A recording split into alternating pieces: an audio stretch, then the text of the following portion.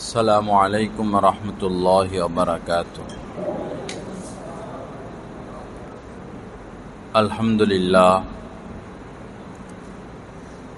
আলহামদুলিল্লাহি ওয়া কাফা ওয়া সালামুন আলা ইবাদিহিল্লাযীনা ইসতাফা, আম্মা বা'দ। قال النبي صلى الله تعالى عليه وسلم إني لا أعلم آية لو أخذ الناس بها لكفتهم ومن يتق الله يجعل له مخرجا ويرزقه من حيث لا يحتسب أو كما قال النبي صلى الله تعالى عليه وسلم اللهم صل على سيدنا ومولانا محمد وعلى آل سيدنا ومولانا محمد وبارك وسلم। আমি একখানা হাদিস শরীফ পাঠ করলাম। আল্লাহ রাসূলের এই হাদিসখানা, এই বাণীখানা এমন এক হাদিস যে হাদিসে পাকের মধ্যে সমস্ত সমস্যার সমাধান আল্লাহ রাসূল দিয়েছেন আমাদেরকে। যদি এই একটি মাত্র হাদিসের উপর আমরা আমল করতে পারি, আমাদের জীবনকে এই হাদিসের আলোকে আলোকিত করতে পারি, তো এই হাদিসখানাই যথেষ্ট। রাসূল করিম সাল্লাল্লাহু তাআলা আলাইহি ওয়াসাল্লাম বলেন, ইন্নী লা আ'লামু আয়াতান, অবশ্যই আমি এমন একটা আয়াত সম্পর্কে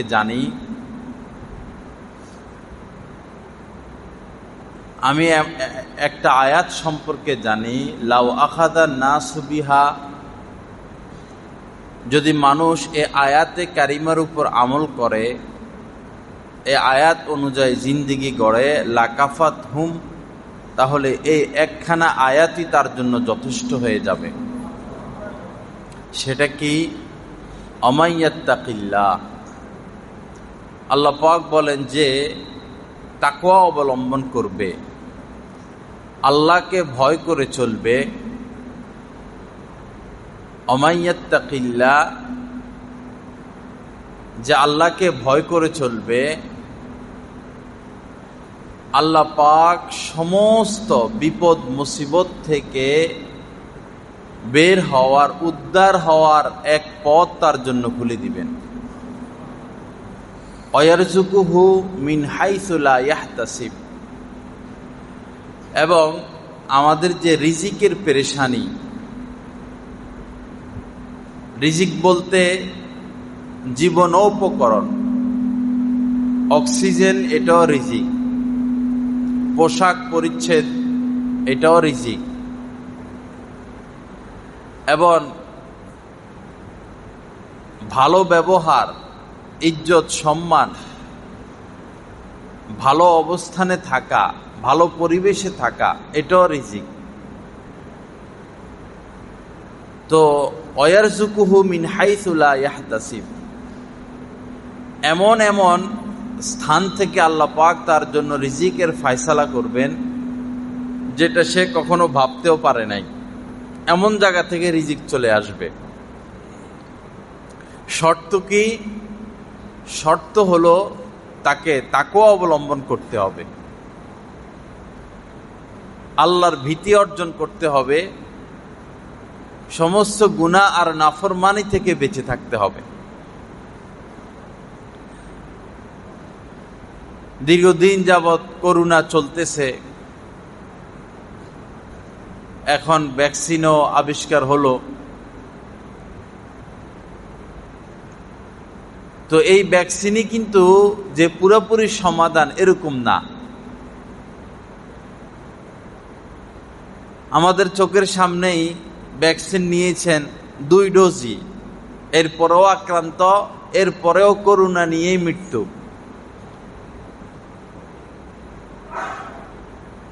স্বাস্থ্যবিধি বলি, সামাজিক দূরত্ব বলি, ভ্যাকসিন বলি, মাস্ক বলি, এগুলো হলো উসিলা। আসল নাজাত আল্লাহ আর আল্লাহ রাসূলের বাতলানো রাস্তায়। যতক্ষণ আল্লাহ আল্লাহ রাসূলের বাতলানো পথে আমরা আসব না, ততক্ষণ পর্যন্ত আমাদের নিষ্কৃতি নাই, মুক্তি নাই। এক বিপদের উপর আরেক বিপদ আসতেই থাকবে, সবই আমাদের কর্মফল। এক হাদিসে পাকের মধ্যে সুস্পষ্ট ভাষায় আল্লাহ রাসূল বলে দিয়েছেন কোন কাজ করলে কি হবে, কি করলে কি হবে, কি করলে কি হবে না। হযরত আব্দুল্লাহ ইবনে আব্বাস রাদিয়াল্লাহু তাআলা আনহু থেকে বর্ণিত, রাসূল করিম সাল্লাল্লাহু তাআলা আলাইহি সাল্লাম বলেন, যখন মানুষের নিকট থেকে আমানত উঠে যাবে, আমানত অনেক বড় লম্বা বিষয়, সংক্ষেপে বলা হয় আমানত। সন্তান মা বাবার নিকট আমানত, তাকে দ্বীন শিখাতে হবে, তাকে গুনাহ থেকে বাঁচানো শিখাতে হবে, তাকে গুনাহ মুক্ত পরিবেশ দিতে হবে।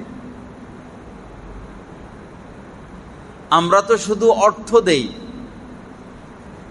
অর্থ দিয়ে যাই, বাড়ি গাড়ির ব্যবস্থা করে দিয়ে যাই, এটাও জরুরি, কিন্তু এটার চেয়েও বড় জরুরি হলো তাকে দ্বীন শিখানো, তাকে গুনাহমুক্ত পরিবেশে রাখা, গুনাহমুক্ত রাখা। একজন ছাত্র শিক্ষকের নিকট আমানত, তাকে সঠিক শিক্ষা এবং দীক্ষা দিতে হবে। এভাবে আমানত ব্যাপক। কেউ আপনার নিকট কোনো কথা বললেন, গোপন কথা আপনি প্রকাশ করে দিলেন, আমানতের খেয়ানত হলো। স্বামী স্ত্রীর গোপন বিষয়, গোপন আলোচনা, এটাও আমানতের ন্যায়, এটা অন্যের কাছে বলা যাবে না। তো যখন সমাজ থেকে আমানত উঠে যাবে, আল্লাহ রাসূল বলেছেন, আলকাল্লাহু ফি কুলুবিহিম আর রুবা, তখন আল্লাহ পাক মানুষের অন্তরে ভীতি সঞ্চার করবেন।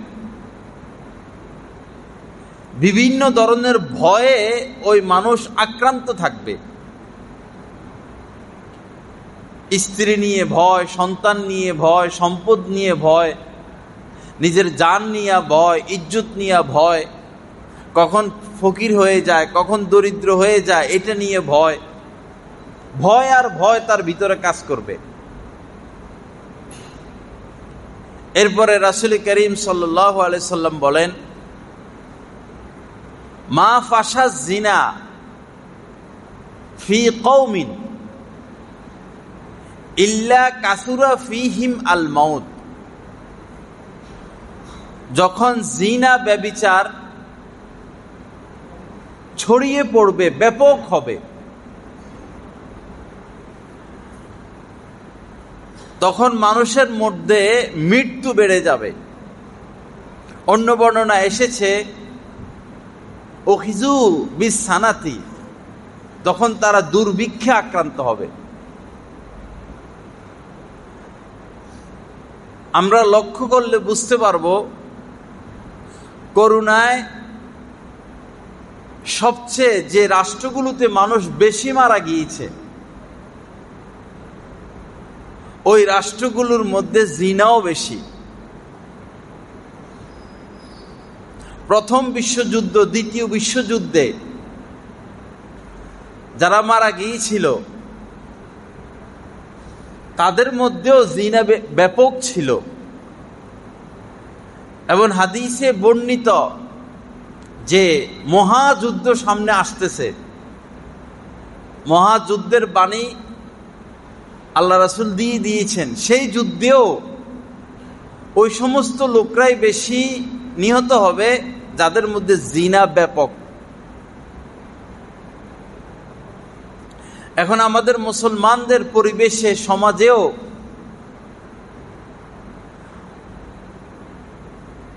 ঘরে ঘরে ব্যাপক হারে জিনা চালু হয়ে গেছে।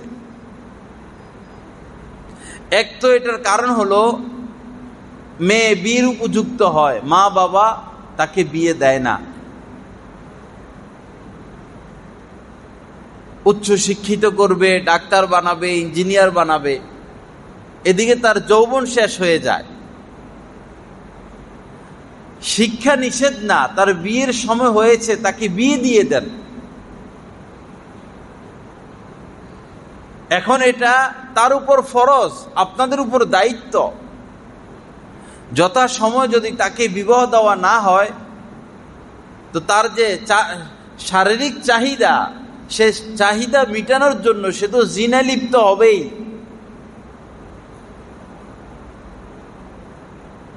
25 বছরের পর মেয়েদের গর্ভধারণের ক্ষমতা কমে যায়।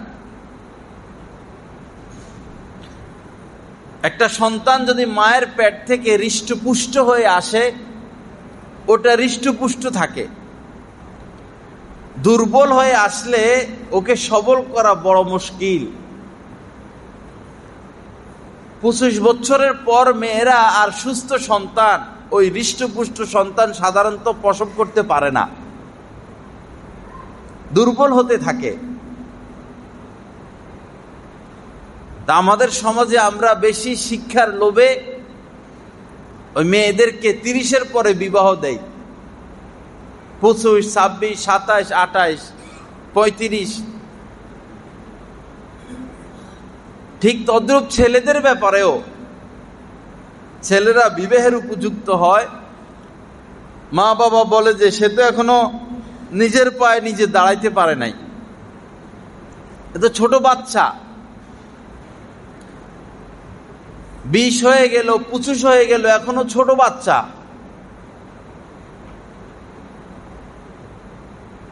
ইসলাম তো তাকে ছোট বাচ্চা বলে না।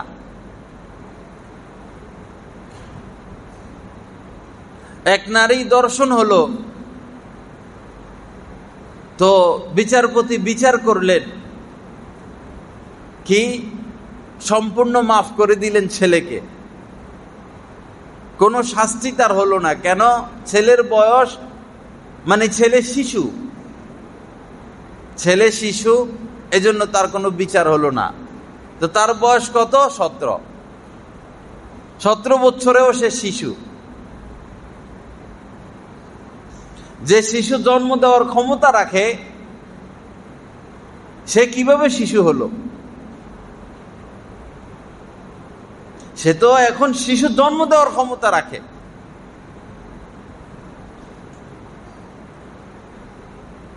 তো যখন এই জিনা ব্যভিচার ব্যাপক হবে, এক তো মৃত্যু বেড়ে যাবে, দ্বিতীয় ভীষণ মারাত্মক দুর্ভিক্ষ, অভাব, অনটনে ওই সমাজের মানুষ আক্রান্ত হবে। এরপরে আল্লাহ রাসূল বলেছেন, যখন মাপে পরিমাপে কম দেওয়া হবে,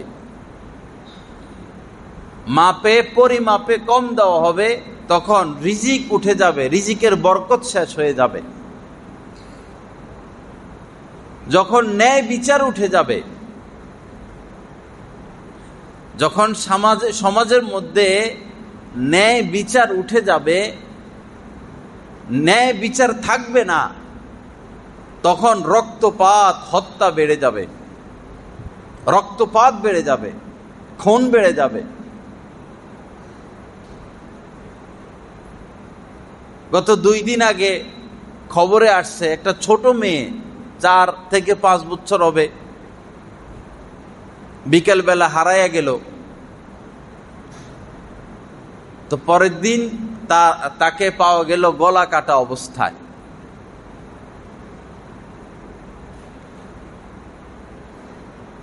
তো যারা তাকে জবাই করলো সামান্য অর্থের লোভে, একটা শিশু, নিষ্পাপ বাচ্চা, কোন বিবেকে একজন মানুষের অবস্থান কত নিম্নে পৌঁছালে এত শিশু একটা বাচ্চাকে অর্থের জন্য জবাই করতে পারে?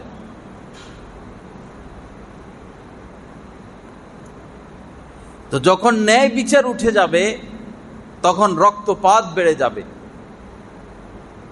কারণ মানুষ দর্শন করবে, বিচার হবে না, খুন করবে, বিচার হবে না, ক্ষমতার লোভে, অর্থের লোভে বড় বড় অপরাধীরা বেঁচে যাবে। তখনই হত্যা, খুন, রক্তপাত, ঝগড়া ফাসাদ বাড়তে থাকবে। আর এটার বাস্তবতা সমাজে আছে। এরপর আল্লাহ রাসূল বলেছেন, যখন ব্যাপকভাবে ওয়াদা ভঙ্গ করা হবে, ওয়াদা রক্ষা করা হবে না, তখন মানুষের উপরে তার দুশমনকে চাপিয়ে দেওয়া হবে, দুশমনকে গালেব করে দেওয়া হবে।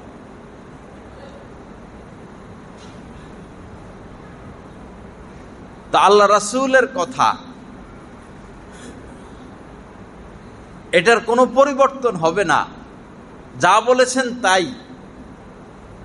বাস্তবায়ন হবেই হবে। এখন আমাদের নিজেদের হাতে,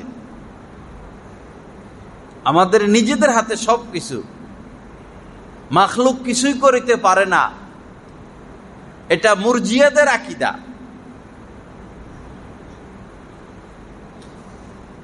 ওই সম্প্রদায়ের আকীদা ছিল, এটা আমাদের আকীদা না। যদি মাখলুক কিছু করতেই না পারে তাহলে মাখলুককে কেন জাহান্নামে দেওয়া হবে, কেন পুরস্কৃত করা হবে? যারা পরীক্ষা দেয় তাদের দুই অবস্থা হয়, হয় সে পাশ করে অথবা সে ফেল করে। পাশ করলে তার জন্য পুরস্কার, ফেল করলে তার জন্য তিরস্কার, পুরস্কার নাই। তো তাকে কেন পুরস্কৃত করা হলো? কারণ সে পড়ালেখা করেছে, পাস করেছে। আর তাকে পুরস্কৃত কেন করা হলো না? সে পড়ালেখা করে নাই। তো পড়ালেখা করছে এটাও তার ক্ষমতা, পড়ালেখা করে নাই ওটাও তার ক্ষমতা। হযরত আলী রাদিয়াল্লাহু তাআলা আনহুকে জিজ্ঞাসা করা হলো, বান্দার ক্ষমতা কি আর আল্লাহর ক্ষমতা কি? এই হাদিস দ্বারাও বোঝা যায় মাখলুকের ক্ষমতা আছে, আল্লাহ মাখলুককে ক্ষমতা দিয়েছেন, কিছু ক্ষমতা দিয়েছেন। হযরত আলী একটা পা উঠালেন রাদিয়াল্লাহু তাআলা আনহু, উঠিয়ে বললেন এটা বান্দার ক্ষমতা। যে প্রশ্ন করলো তাকে বললেন যে একটা পা উঠাও, সে একটা পা উঠালো। হযরত আলী রাদিয়াল্লাহু তাআলা আনহু বললেন এটা বান্দার ক্ষমতা, তুমি নিজে নিজে পা উঠাইতে পারলা। এরপরে বললেন দ্বিতীয়টাও উঠাও। এখন এক পা উঠানোর পরে কি আরেক পা উঠানো যায়? লাভ দেওয়া যাবে কিন্তু পা তো উঠানো যাবে না। তখন হযরত আলী রাদিয়াল্লাহু তাআলা আনহু বললেন এটা হচ্ছে আল্লাহর ক্ষমতা। ফাআলহামাহা ফুজুরাহা ওয়া তাকওয়াহা, কোরআনের আয়াত। আল্লাহ পাক বান্দাকে পাপ করারও ক্ষমতা দিয়েছেন, আবার তাকওয়া অবলম্বনেরও ক্ষমতা দিয়েছেন। তো যারা পাইকারি ভাবে এই কথা বলে থাকেন মাখলুক কিছু করিতে পারে না, তাদের এই কথা সঠিক না। আল্লাহ পাক আমাদেরকে ফিরে আসার তৌফিক দান করেন। তো যখন ব্যাপকভাবে ওয়াদা রক্ষা করা হবে না, তখন দুশমনকে তাদের উপর চাপিয়ে দেওয়া হবে। আল্লাহ পাক জাল্লা জালালু আমাদেরকে আমল করার তৌফিক দান করেন। কি করলে কি হবে, কি করলে কি হবে না, কোরআন হাদিসে ব্যাপকভাবে আছে। আপনি এখন মসজিদের ভিতরে এসি চলতেছে, শরীর ঠান্ডা হবে, মসজিদ থেকে বের হলে এই ঠান্ডা বাতাস আপনি পাবেন না। মসজিদে আসলে ঠান্ডা বাতাস পাবেন, এসির ভিতরে আসলে ঠান্ডা বাতাস পাবেন, এসির বাইরে গেলে ঠান্ডা বাতাস পাবেন না। এই কাজগুলো করলে আপনার জন্য এই ব্যবস্থা, আর এর বিপরীত করলে এই ক্ষতি। হযরত আবু হুরায়রা রাদিয়াল্লাহু তাআলা আনহু থেকে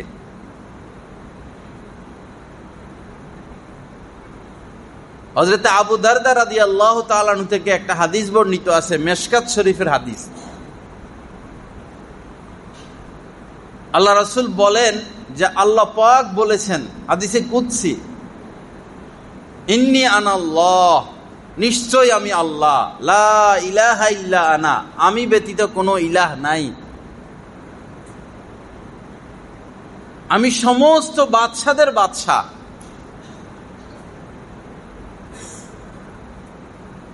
অকুলুবুল মুলুকি ফি ইয়াদি, আল্লাহ পাক বলেন সমস্ত বাদশাদের অন্তর আমার হাতের মুঠায়।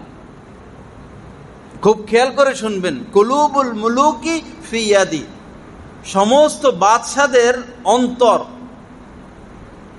আমার কবজায়, আমার নিয়ন্ত্রণে, আমার হাতে। আমার হাতে মানে আমার নিয়ন্ত্রণে, আমার কবজায়। যখন আমার বান্দারা আমার আনুগত্য করবে, ওই যে কি করলে কি হবে, কি করলে কি হবে না, যখন আমার বান্দারা আমার আনুগত্য করবে, তখন আমি বাদশাদের অন্তরকে রহমত আর দয়ার দ্বারা পরিবর্তন করে দেই। বাদশাদের অন্তরকে পরিবর্তন করি, অথবা সহজ ভাষা যে বাদশাদের অন্তরে দয়া আর রহমত আমি ঢেলে দেই। ফলে ওই বাদশার আন্ডারে প্রজারা শান্তিতে জীবন যাপন করে। বাদশা তাদের সাথে দয়ার আচরণ করে, মায়ার আচরণ করে, মহব্বতের আচরণ করে।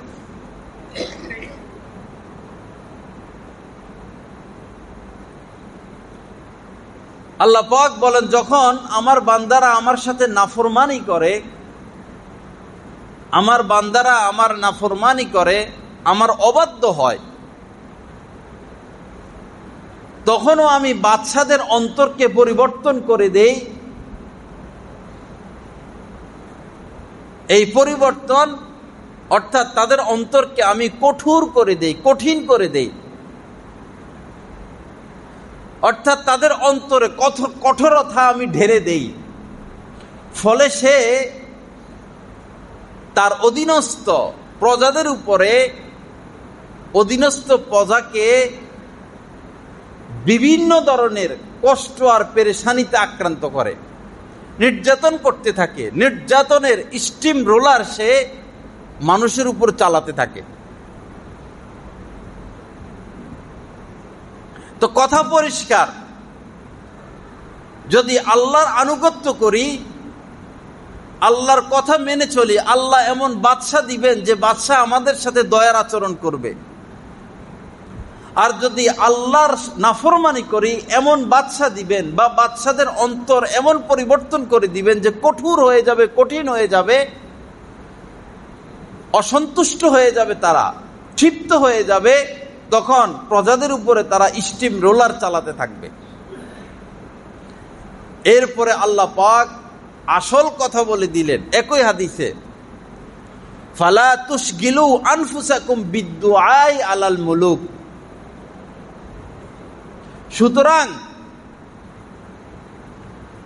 বাদশা তোমাদের উপর জুলুম করতেছে, অবিচার করতেছে, বাদশাকে বদদুয়া দিও না, বাদশাকে গালিগালাজ করো না।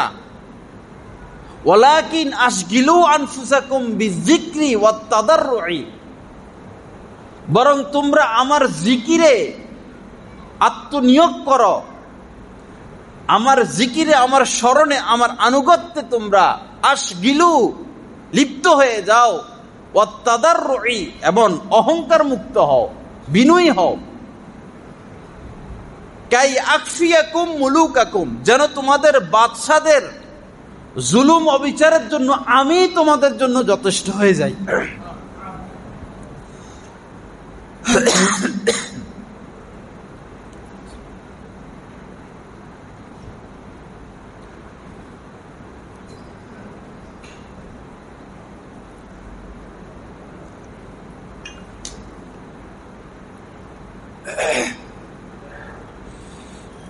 আল্লাহ পাক জাল্লা জালালু আমাদেরকে আমল করার তৌফিক দান করেন।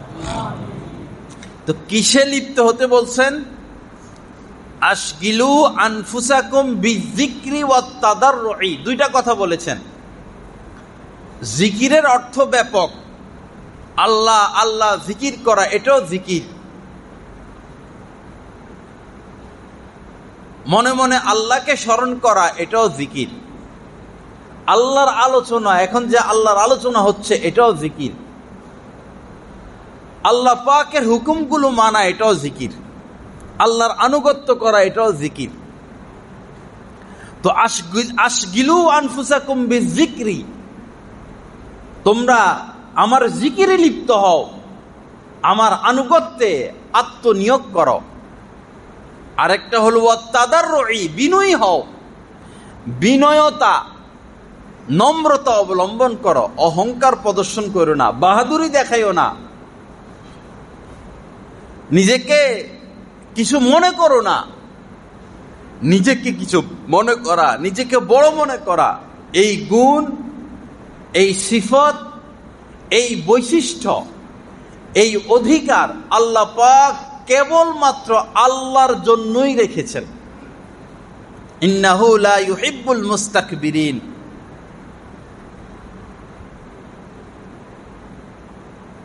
আল্লাহ পাক জাল্লা জালালুহু যারা অহংকার প্রদর্শন করে তাদেরকে পছন্দ করেন না। ওয়ালাহুল কিবরিয়াউ ফিস সামাওয়াতি ওয়াল আরদ, আল্লাহ পাক বলেছেন যে আসমান এবং জমিনে এই বরত্বের অধিকার, এই আমিত্বের অধিকার, নিজেকে বড় মনে করার এই অধিকার কেবলমাত্র আল্লাহ পাকের জন্য। তাহাজ্জুদ, 2-4 রাকাত তাহাজ্জুদ পড়ে একটু ইবাদত বন্দিগি করে নিজেকে আল্লাহওয়ালা ভাবার সুযোগ নাই।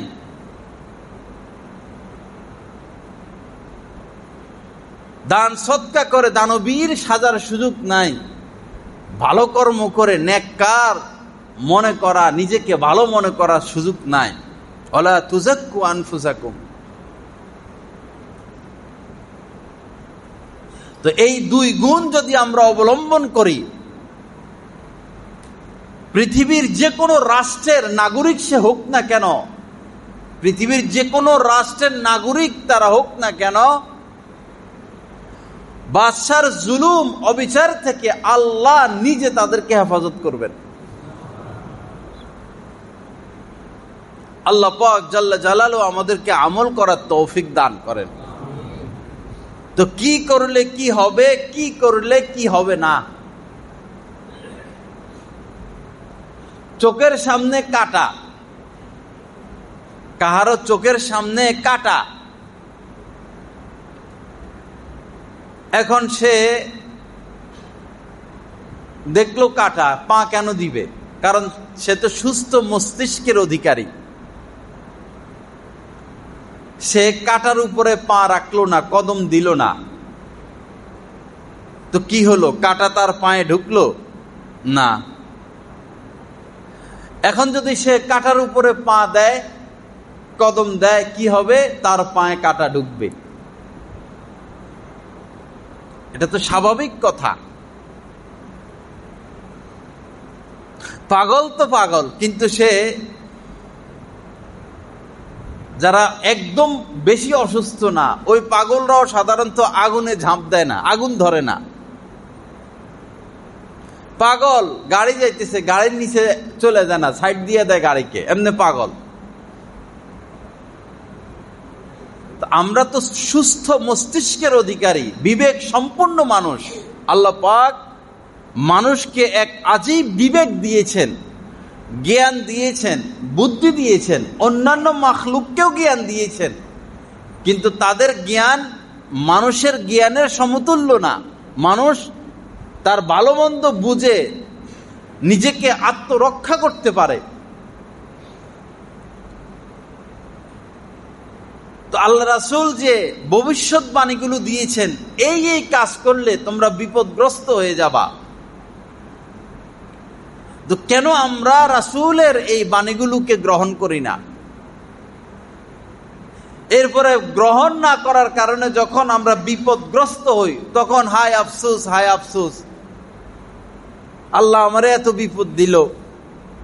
প্রায় মানুষের মুখে কথা শোনা যায়, আল্লাহ আমারে এত বিপদ দিল, আল্লাহ আমারে এত কষ্ট দিল, আল্লাহ আমারে এত অভাবে রাখলেন। আল্লাহ রস্তে কেউ এই সমস্ত কথা বলবেন না। আল্লাহ কাউকে স্বেচ্ছায় বিপদ দেন না। আবার কেউ যদি বিপদ থেকে উদ্ধার হতে না চান, কোরআন শরীফে আল্লাহ পাক বলেছেন, তাকেও আল্লাহ পাক, কোন কওম যদি নিজের অবস্থান পরিবর্তন করতে না চায়, আল্লাহ তার অবস্থান পরিবর্তন করে দেন না।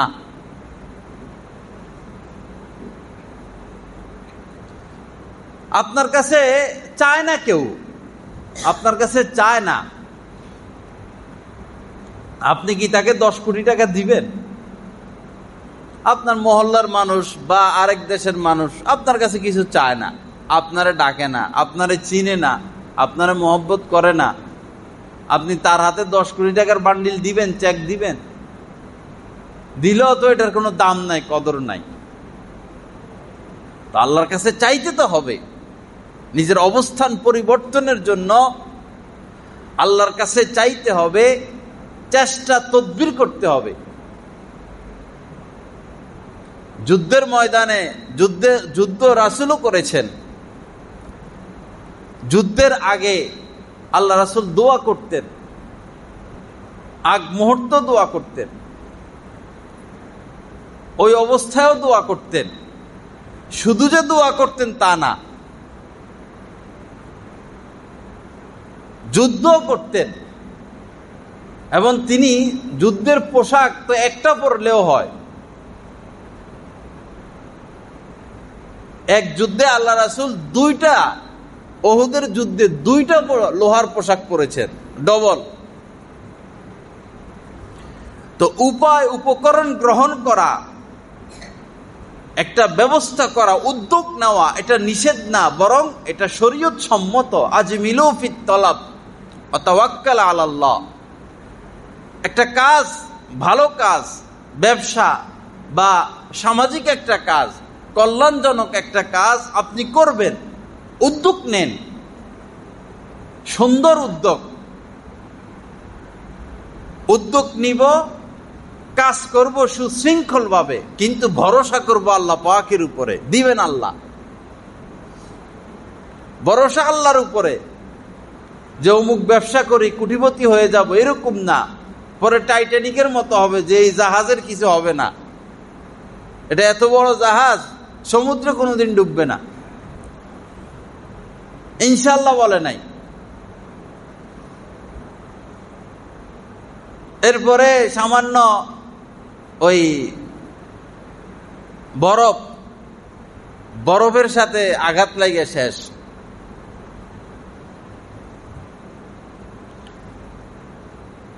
আফগানিস্তান এমন এক রাষ্ট্র, যে রাষ্ট্রের মধ্যে প্রাকৃতিক খনি, সম্পদ আর সম্পদ, পাহাড় পর্বত নদী নালা।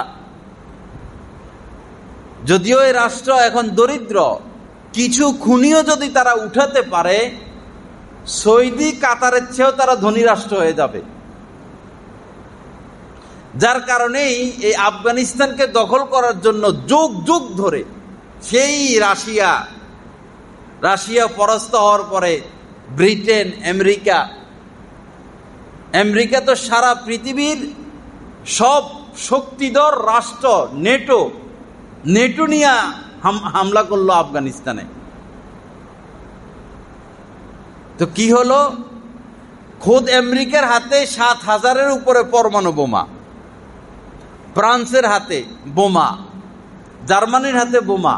এই শক্তিধর সারা পৃথিবীর, রাশিয়া এগুলো বাদে সমস্ত শক্তি নিয়ে আফগানিস্তান হামলা করলো। 15-20 বছর যুদ্ধ করে এত বড় শক্তিধর, এত বড় শক্তিশালী, তারা শিয়ালের মতো রাতের গভীরে পলাইল। তো এত বড় বড় অস্ত্র আর শক্তি কোন কাজে আসলো? পালাইবা তোমরা, শিয়ালের মতো পালাইবা, দিনের বেলায় পালাও, রাতের গভীরে পালাইলা কেন? তাদের বিপক্ষে যারা যুদ্ধ করে তাদের কাছে তো তেমন কোনো অস্ত্র নাই, পরমাণু নাই, আধুনিক কোনো অস্ত্র নাই, সে পুরান ওই ক্লাশিনকোভ, এটা আমেরিকায় দিছিল। ভাঙা ভুঙ্গা অস্ত্র যেগুলো, এগুলো আমেরিকার দেওয়াই।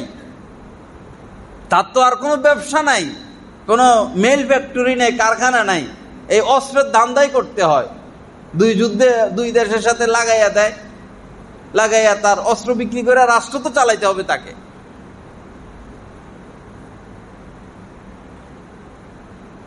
তো ভরসা আল্লাহর উপরে, এত বড় বড় অস্ত্র কোন কাজে আসলো? কি করতে পারলো তারা এত বড় বড় অস্ত্র দিয়া? সবচেয়ে বড় বোমাও আমেরিকা হামলা করেছে, নিক্ষেপ করেছিল ট্রাম্পের আমলে, সবচেয়ে বড় বোমা। কি হলো? পত্রপত্রিকা তো আমরা সারা বছর পাইতাম, তালেবান 100 জন মারা গেছে, তালেবান 300 জন মারা গেছে, তালেবান 200 জন মারা গেছে। আমেরিকার সৈন্য মারা যাওয়ার খবর তো আসতো না। এখন পলাইলো কে? আর মিডিয়াগুলো কার চামচামি করলো? তো ভরসা করতে হবে আল্লাহ পাকের উপরে। ঈমান এমন জিনিস, আল্লাহ পাক কোরআনে কারীমের মধ্যে বলেছেন, ওয়াইন তাসবিরু ওয়া তাত্তাকু, যদি তোমরা ধৈর্য ধারণ করো এবং তাকওয়া অবলম্বন করো, ওয়াইন তাসবিরু ওয়া তাত্তাকু লা ইয়াদুররুকুম কাইদুহুম শাইআ, যারা তোমাদের দুশমন, ওই পরমাণু শক্তির অধিকারী রাষ্ট্রগুলো, তাদের 1000 পরমাণু, 1000 হাইড্রোজেন বোমা, 1000 জঙ্গি বিমান তোমাদের জাররা পরিমাণ ক্ষতি করতে পারবে না। শর্ত কি? ধৈর্য ধরতে হবে আর গুনাহমুক্ত থাকতে হবে। এটাই ছিল সাহাবায়ে কিরামের সবচেয়ে বড় বৈশিষ্ট্য। প্রথম যে যুদ্ধ হয় আল্লাহ রাসূলের সাথে, কুরাইশদের সাথে, মক্কার কাফিরদের সাথে, সাহাবায়ে কিরাম ছিলেন মাত্র 313 জন, আর তারা ছিল 1000-এর মতো। তারা সবাই কেউ উটের উপরে, কেউ ঘোড়ার উপরে, অস্ত্রে সজ্জিত। আর সাহাবায়ে কিরামের নিকট 2টা ঘোড়া ছিল শুধু, তলোয়ারও আমার পুরা মনে নাই, এই 2-4টা তলোয়ার ছিল। খাজুরের ঢাল, ওই গাছের ঢাল, এগুলা দিয়া তারা ওই যুদ্ধ করেছেন। অস্ত্র তো নাই, অস্ত্র ছিল না। তো জয় তো সাহাবায়ে কিরামই হয়েছেন, পরাজিত তারাই তো হয়েছেন। তাকওয়া আসল সম্পদ। তাজাওয়াদু ফাইন্না খায়রা যাদিত তাকওয়া, আল্লাহ পাক বলেছেন তাজাওয়াদু, তোমরা পাথেয় গ্রহণ করো, পাথেয়, দুনিয়া এবং আখিরাতের জন্য পাথেয় গ্রহণ করো। তাজাওয়াদু, এখন কি পাথেয় আমরা গ্রহণ করব? আল্লাহ পাক বললেন ফাইন্না খায়রা যাদিত তাকওয়া, শ্রেষ্ঠ পাথেয় হচ্ছে তাকওয়া। শ্রেষ্ঠ পাথেয় সর্বক্ষেত্রে তাকওয়াই হচ্ছে শ্রেষ্ঠ পাথেয়। আসুন সেই তাকওয়া আমরা অবলম্বন করি, বেশি ছুটাছুটি না করি। এক হাদিসে পাকের মধ্যে আরো স্পষ্ট ভাষায় আল্লাহ রাসূল বলে দিয়েছেন, সেই আগের কথায় কি করলে কি হবে আরো স্পষ্ট ভাষায় বলেছেন,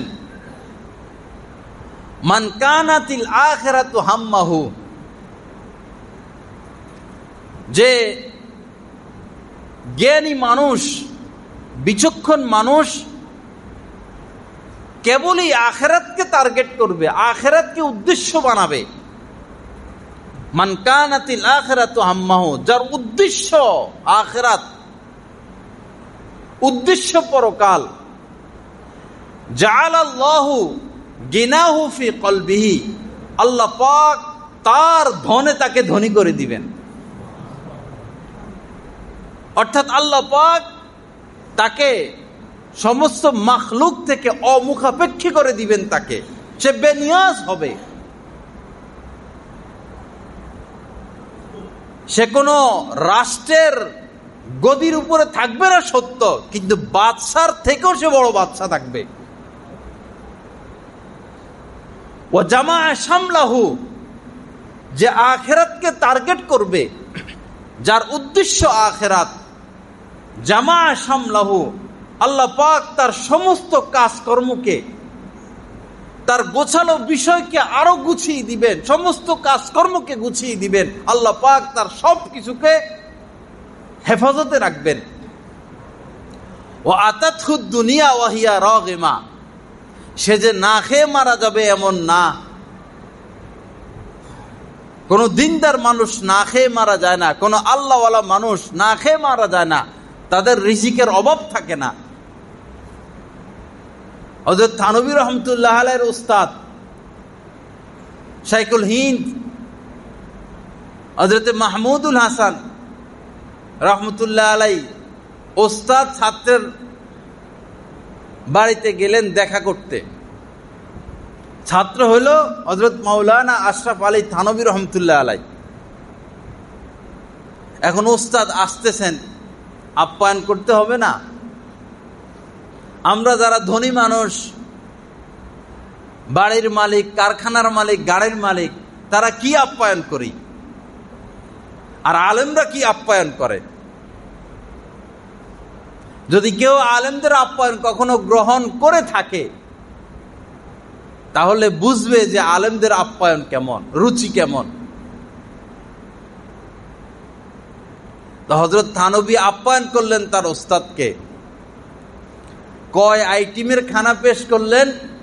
52 আইটেমের খানা।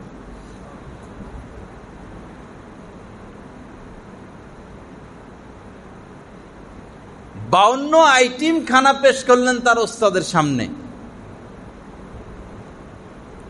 এটা অপচয় না। ফালইউকরিম যায়ফাহু, আল্লাহ রাসূল বলেছেন যে আল্লাহ এবং আখিরাতের প্রতি বিশ্বাস রাখে, সে যেন তার মেহমানের আপ্যায়ন করে, কদর করে, সম্মান করে। পরে শাইখুল হিন্দ বললেন, এত কিছু তুমি ব্যবস্থা করলা, এত আয়োজন করলা? হযরত থানভী রহমতুল্লাহ আলাইহি বললেন, হযরত, আমার তো এরপরেও মন ভরল না, আমার তো মন ভরে নাই, আমি তো আরো অনেক কিছু করতে চেয়েছিলাম। এই যে দোয়া পেলেন, ওস্তাদের দোয়া, এই দোয়ার বরকতেই মানুষ বড় হয়। নজর, বড়দের নজর। অবতাগু ইলাইহিল উসিলা, আল্লাহকে পাওয়ার জন্য উসিলা তালাশ করো, বাহানা তালাশ করো।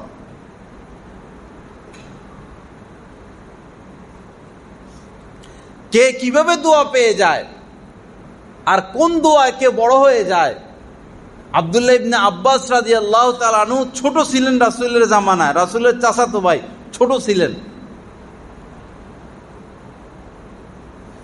অথচ তিনি রইসুল মুফাসসিরিন, শ্রেষ্ঠ এই উম্মতের শ্রেষ্ঠ মুফাসসির, সবচেয়ে বেশি তিনি তাফসির বুঝেছেন কোরআনে কারিমের, তিনি হচ্ছেন আব্দুল্লাহ ইবনে আব্বাস রাদিয়াল্লাহু তাআলা আনহু। তিনি তো রাসূল থেকে, রাসূলের জামানা ছোট ছিলেন।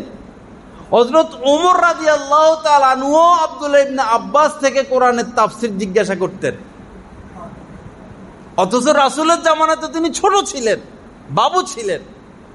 কিভাবে এত বড় হলেন? এত বড় সম্পদ, এত বড় দৌলত, রইসুল মুফাসসিরিন কিভাবে তিনি হলেন?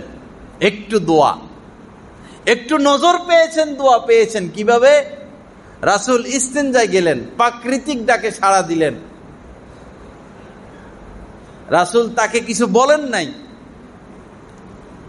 সে নিজ থেকে ওযু ইস্তেনজা করতে যা যা লাগে, পানি, বদনা, আরো যা যা প্রয়োজন, তা নিয়ে যে পথ দিয়ে আল্লাহ রাসূল আসবেন সেই পথে দাঁড়াই আছেন। রাসূল বলেন নাই তো তার এই খেদমত, তার এই চৌকান্নটা, তার নিজের থেকে উদ্যোগের কারণে সে রাসূলের দৃষ্টি আকর্ষণ করেছেন। আল্লাহ রাসূল এত খুশি হয়েছেন, খুশি হয়ে আল্লাহ রাসূল তাকে দোয়া দিয়েছেন, আল্লাহুম্মা আল্লিমহুল কিতাব, আল্লাহ আপনি তাকে কিতাবের ইলম দান করেন। ওই নজর, ওই দোয়ার বরকতে তিনি রইসুল মুফাসসিরিন হয়ে গেলেন। এজন্যই সোহবত। আমরা তো শুধু পড়াই মাদ্রাসায়, মাদ্রাসায় পড়াই, দেখা যায় আমাদের ছেলেরা নামাজও পড়ে না। শুধু পড়া আর পড়ানির মধ্যে সফলতা নয়, সফল তো যারা হয়েছেন এই বড়দের সোহবত আর নজর দোয়ার বরকতে হয়েছেন। তো যা হোক, কথা আমি শেষ করতেছি, এই হাদিসখানা শেষ করি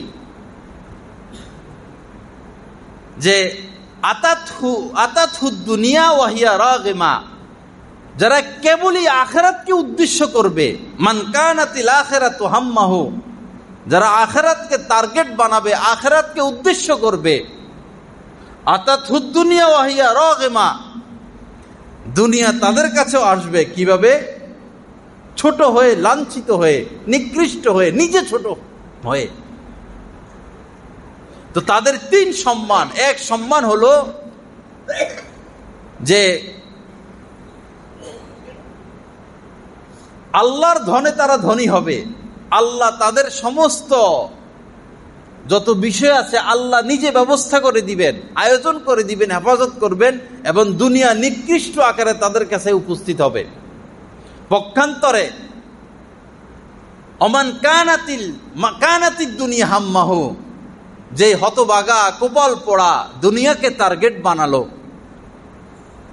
আমাকে মন্ত্রী হতেই হবে, আমাকে ওই পদে যাইতেই হবে, বাড়ি বানাইতেই হবে, কোটিপতি হইতেই হবে, এই করতেই হবে, সেই করতে হবে, যে এই কপাল পোড়া দুনিয়াকে, শুধু দুনিয়াকে টার্গেট বানালো, জাআলাল্লাহু ফাকরাহু বাইনা আইনাইহি, আল্লাহ পাক তার দুই চোখের সামনে দারিদ্রতা ঢেলে দিবেন। সে 1000 কোটি টাকার মালিক হলেও তার হৃদয়ে, তার অন্তর কাঁপতে থাকবে সবসময়, হায় না জানি কখন গরিব হয়ে যায়, হায় না জানি কখন রাস্তায় বসে যায়, হায় না জানি কখন ফকির হয়ে যায়। এই দারিদ্রতার ভয় এই কোটিপতিদের অন্তর থেকে কখনো দূর হবে না, যার কারণে টাকা রাখতে রাখতে রাখতে রাখতে আর কই রাখবে, পরে বালিশের কভারের নিচে ঢুকায়, সিন্ধুকে ঢুকাইয়া মাটির নিচে রাখে, কই আর রাখবে? ওই যে মনের দারিদ্রতার ভয়। তার দ্বিতীয় যে ক্ষতি, সেই ক্ষতি আল্লাহ রাসূল বলেছেন, অফাররাকা সামলাহু, সামলা মানে তার গোছানো বিষয়গুলো, যে দুনিয়াকে টার্গেট করলো, তার সমস্ত গোছানো বিষয়গুলোকে আল্লাহ পাক এলোমেলো করে দিবেন।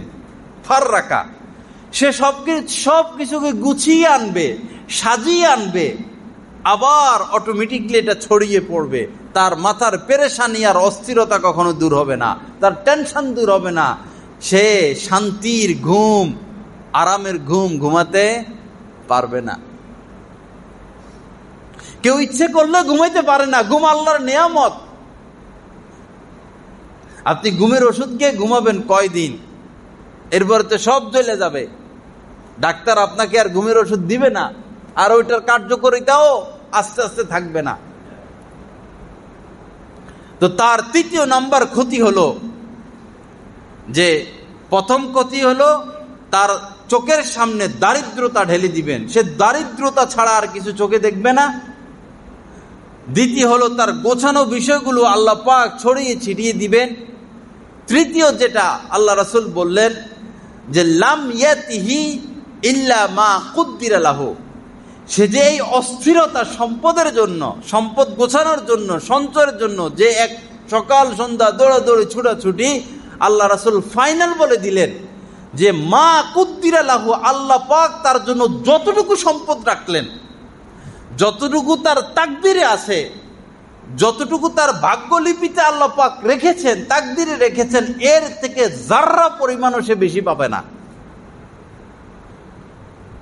রিজিক এটা সুনির্ধারিত। এজন্য বাবা দৌড়াদৌড়ি ছুটাছুটি না করি, বেশি দৌড়াদৌড়ি ছুটাছুটি না করি, আখিরাতকে টার্গেট বানাই, শান্তির জিন্দেগি গ্রহণ করি, নিরাপদ জিন্দেগি গ্রহণ করি, ইজ্জত সম্মানওয়ালা জিন্দেগি গ্রহণ করি, অন্যের সমালোচনায় না যাই, অন্যের গীবত শেখাইতে না যাই, নিজের সমালোচনা করি, নিজের আত্মসমালোচনা করি,